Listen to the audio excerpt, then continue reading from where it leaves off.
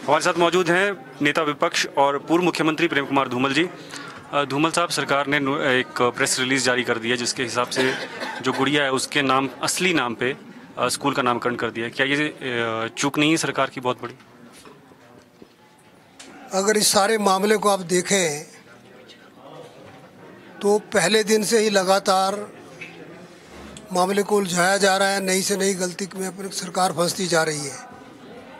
चाहे जांच का मामला हो, चाहे कुछ आरोपियों के फोटो मुख्यमंत्री के फेसबुक पे डालने की बात हो, उनका हटाने की बात हो, फिर जेल में ही किसी की हत्या होने की बात हो।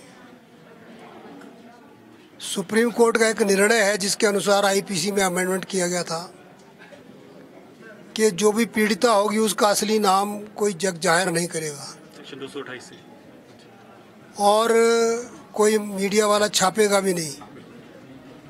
और ऐसा करने पर, जग जाहिर करने पर, ऐसा काम करने वाले को 2 साल तक की कैद और जुर्माना दोनों होंगे। तो ये जघन्य अपराध के बाद लगातार ऐसे लैप्सेस इस बात के प्रतीक है कि स्टेट गवर्नमेंट क्या काम कर रही है, कैसे काम कर रही है।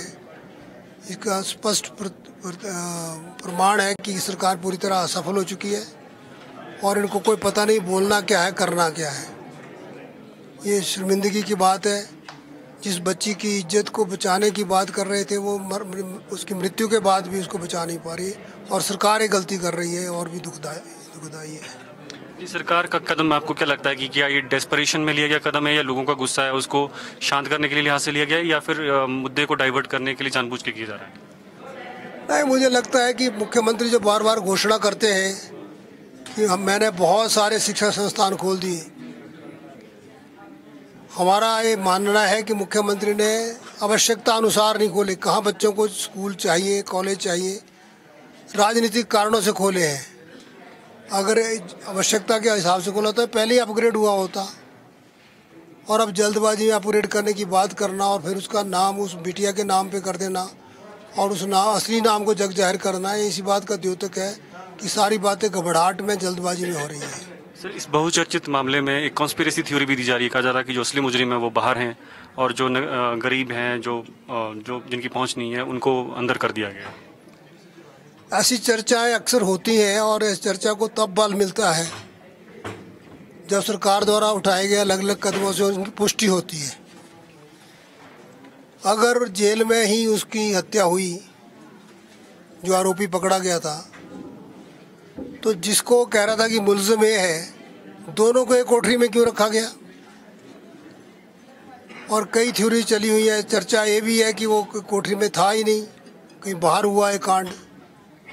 फिर पहले मुख्यमंत्री वो बताएं उनकी फेसबुक पे वो 4 फोटो या 5 फोटो कैसे आ गए, फिर हट कैसे गए, और सूरज के परिवार को पैसा ऑफर करने वाले लोग कौन थे? तो जो जेल में थे वो तो ऑफर करेंगे नहीं, और उसको ये अश्योर करने वाले भी कौन थे कि 6 महीने के बाद तेरे को नेपाल भेज देंगे। इसका मतलब कोई बड़े शक्तिशाली लोग इसमें इन्वॉल्व होंगे। इस तरह की शंकाएं स्वयं सरकार क्रिएट कर रही है।